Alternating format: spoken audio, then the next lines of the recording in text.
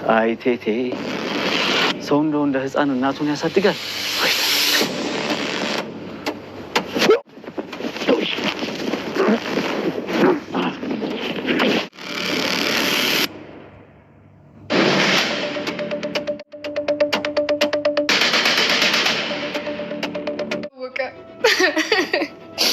እዚህ ክፍል ውስጥ ተዘግቶብኝ እንደሆነ ነገርኩት። ነግሬዋለሁ። አንቺ ቆሻሻ እያሾፍሽ ነው። ይበቃሻል። የምጠይቅን ጥያቄ ብቻ መልሽልኝ። ማነው ስልኩን የሰጠሽ? የድሮ ፍቅረኛሽ ዛሬ እንዴት አባሽ ትዝ አለሽ? በቃ ዛሬ ትዝ አለኝ። አንተን ገድሎ እኔን ከዚህ ክፍል ውስጥ ያወጣኛል። አንቺ የቁም ሬሳ ምኞትሽን ነው የምታወሪው? አዎ ምኞቴን ነው። እና ትፈራዋለህ? ትፈራዋለህ አይደል? ደግሞ እኮ አታውቀው። ሳታውቀው ነው አይደል የምትፈራው? አዎ ሳታውቀው ነው የምትፈራው። አክሊል ዝጊ አንቺ። አይ እሱ እንኳን እንግዳ ነው፣ ባሌ ሞገስ ነው። እኔ እኮ እንዳሹ ልክ ብሎ ሲወጣ አይቼው። አንተ ነህ ጥበቃው? ጤና ይስጥልኝ ጌታዬ። ቆይ ምንድነው ሰዎችን ሳገኛቸው የማውቃቸው የሚመስለኝ?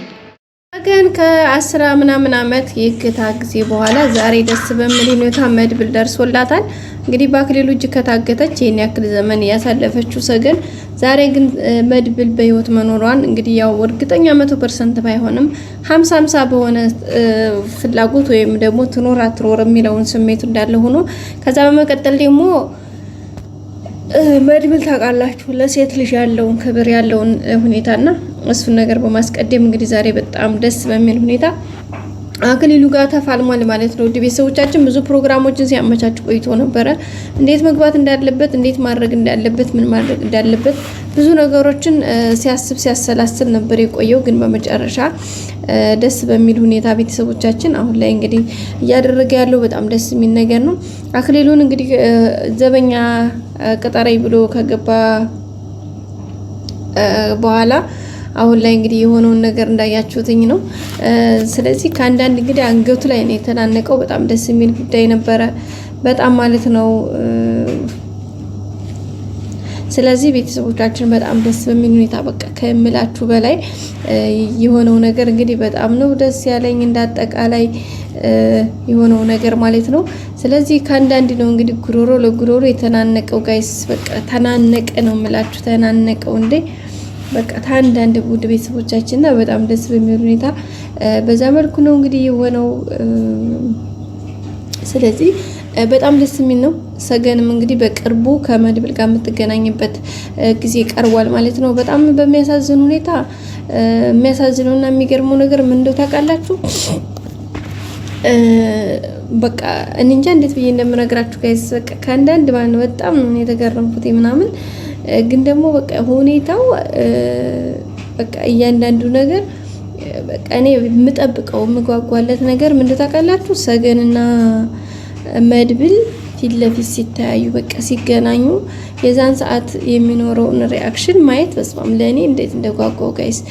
መድብል ይችላል በነገራችን ላይ እንኳን ለሷ ለዚች ለሚወዳት ለሚያፈቅራት ፍቅረኛው ጮኛው ይቅርና በቃ ለማንም ራሱ በቃ የሆነ ኮሽ ሲል ምን አይነት እንደሚሄድ እንዴት እንደሚፈነጠር ታውቁታላችሁ።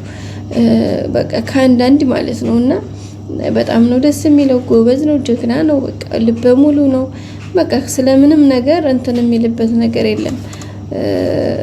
ከዛ በቃ በጣም ነው ደስ የሚለው ማለት ነው ውድ ቤተሰቦቻችንና በዛ አማካኝነት እንግዲህ ዛሬ አክሊሉ ጋር ፊት ለፊት ተገናኝተዋል።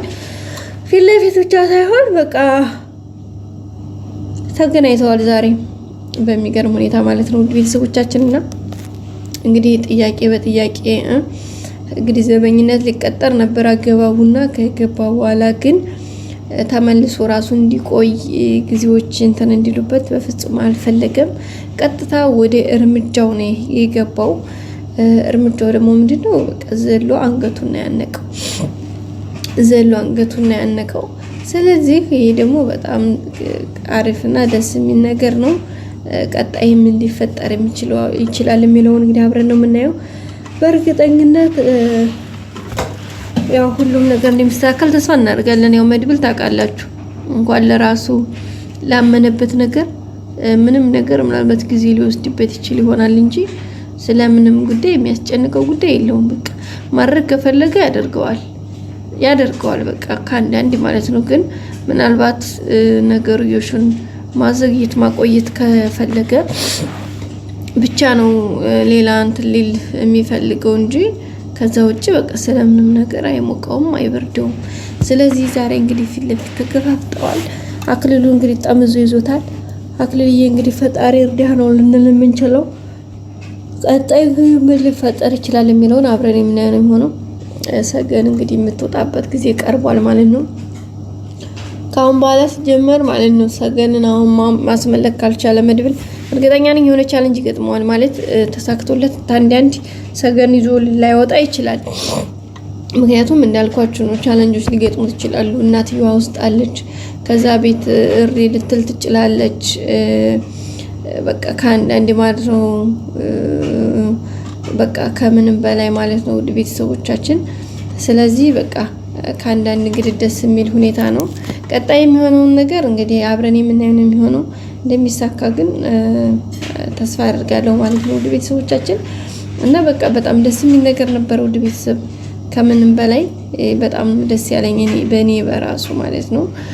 ምክንያቱም ያለው ነገር በጣም ከባድ የሚባል ነው ማለት ነው ውድ ሀገር ልጆች። ምክንያቱም በቃ ከአንዳንድ ማለት ነው በጣም ነው ደስ ያለኝ። መድብል ይችላል ነው የምላችሁ ጋይስ። በቃ ይችላል፣ ምንም ጥያቄ የለውም። ይችላል፣ ምንም ጥያቄ ወለም ዘለም የሚባል ነገር የለውም።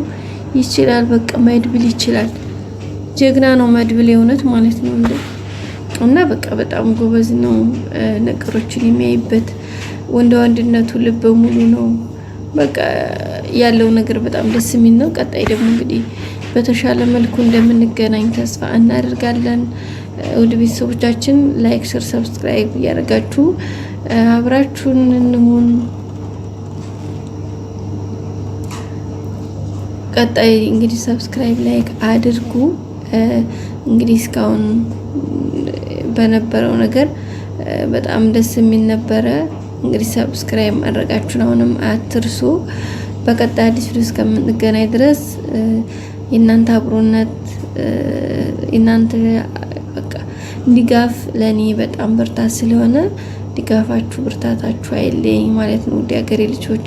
በቀጣይ ሰብስክራይብ እያደረጋችሁ አዲስ ቪዲዮ አዲስ ይዘን እንመጣለን። እስከዛ ድረስ መልካም ጊዜ። ላይክ አይረሳ። እንወዳችኋለን ውድ ቤተሰቦቻችን። ሰብስክራይብ፣ ላይክ፣ ሼር ማድረግ በጭራሽ መረሳት የሌለበት ጉዳይ ነው። እስከዛው ድረስ ላይክ አርጉ፣ ሰብስክራይብ አርጉ፣ ሼር አርጉልኝ።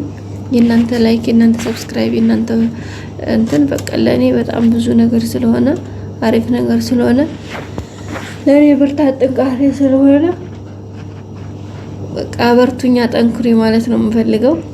እንወዳችኋለን ቤተሰቦቻችን። መልካም ጊዜ። ላይክ አድርጉ።